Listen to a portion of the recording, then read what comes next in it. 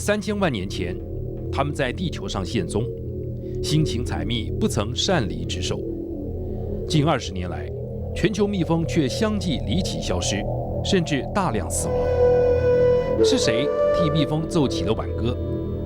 而这又会不会是一场即将撼动人类的生态浩劫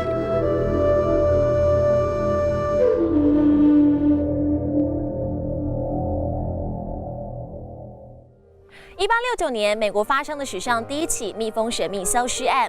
恐怖的阴影在1905年跨越大西洋，席卷英国怀特岛，造成90%的蜜蜂死于非命。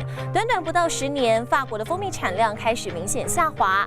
2006年入秋，这股蜜蜂失踪潮再次卷土重来，扑向美国。2007年1月，科学家正式将这股现象取了一个代号，叫做 CCD 蜂群衰竭失调症。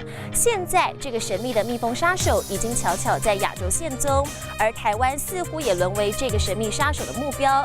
而节目的一开始，我们要带你来看看这只小蜜蜂的生命历程。无法开口说话的它，一生的遭遇狠狠敲响了台湾科学家心中的警钟。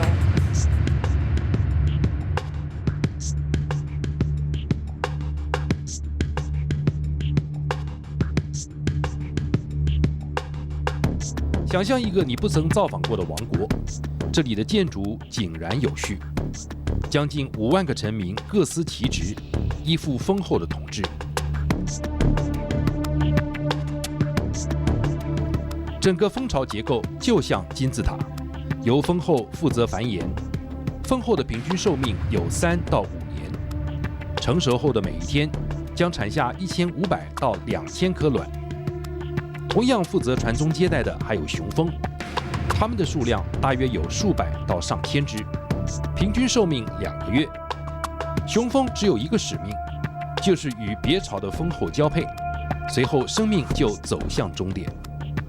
而位在金字塔最底层的工蜂，是不具有生殖能力的雌蜂，虽然寿命短，却是维系蜂巢能量的主要来源。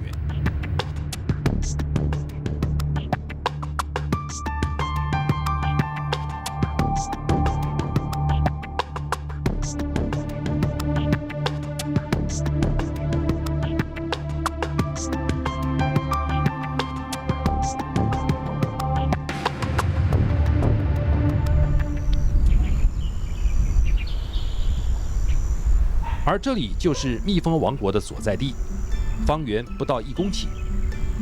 养蜂人刘日贵守着这片蜂场已经超过30年，一一巡视120个蜂箱，是他每天的例行工作。对箱子里蜜蜂王国的结构更是了若指掌。这一部分里面就有3个族群。第一个，你看最多面积最矮的地方是属于工蜂，工蜂是属于做工的那个工蜂。第二个是比较高一点的，就是雄蜂，雄蜂是出房以后它是做交配之用。那后来你看它最大的叫做蜂王胎，这出房呢就是蜂后。小心翼翼检视每一页巢片，此时的刘日贵完全没想到，就在手中的巢片里有一只小蜜蜂即将诞生。而这只蜜蜂的未来势必牵动整个蜂场的命运。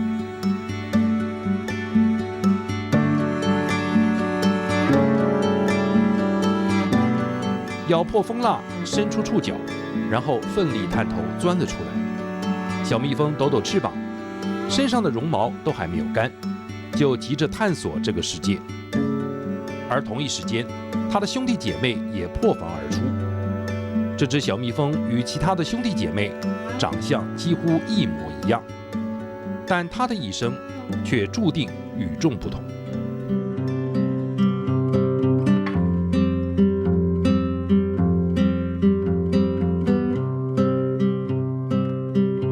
身为工蜂的它，刚羽化，随即着手清扫巢房。过了3天乳腺分泌后，则接下照料幼虫的工作。将蜂蜜与花粉调制而成的蜂粮喂食幼蜂。出生后第6天，工蜂开始分泌蜂王乳。这段期间，工蜂又被称为育幼蜂。在结束育幼的过程前，它们逐渐转任比较吃力的工作，像是将死蜂搬出蜂巢，并且酿制蜂蜜。出生后的2个礼拜，工蜂的蜡腺成熟，开始分泌建筑蜂巢的原料蜡片。直到出生后第20天，这群小小建筑师要负责扩建蜂巢，必要时还得兼差当警卫。出生后第3个礼拜，工蜂才正式飞向野外采集花蜜、花粉，直到死亡。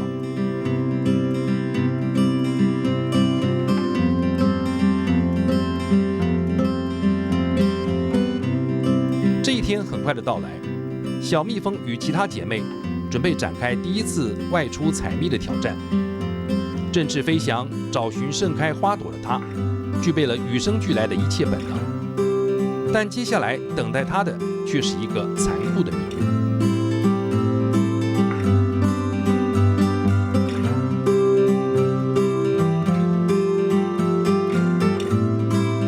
夕阳西下，指引蜂在蜂箱口不断扭动屁股，释放气味，吸引同伴回巢。其他外出采蜜的蜂儿都回家了，但却迟迟未见这只小蜜蜂的踪影。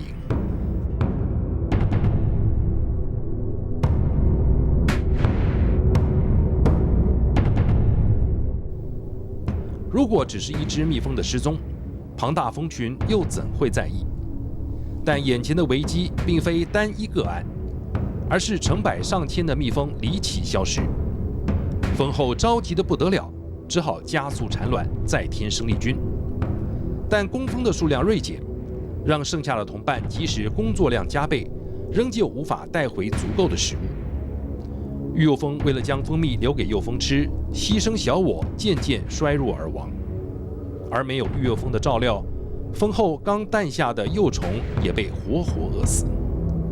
一桩工蜂失踪案，很快的牵一发动全身，使整个蜂巢濒临衰败。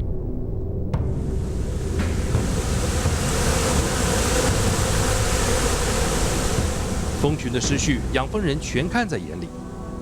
小蜜蜂到底去了哪里？是集体罢工，还是出现了神秘的蜜蜂杀手？工蜂一夕间仿佛人间蒸发，让蜂农损失惨重。刘日贵决定亲自追查他们的下落。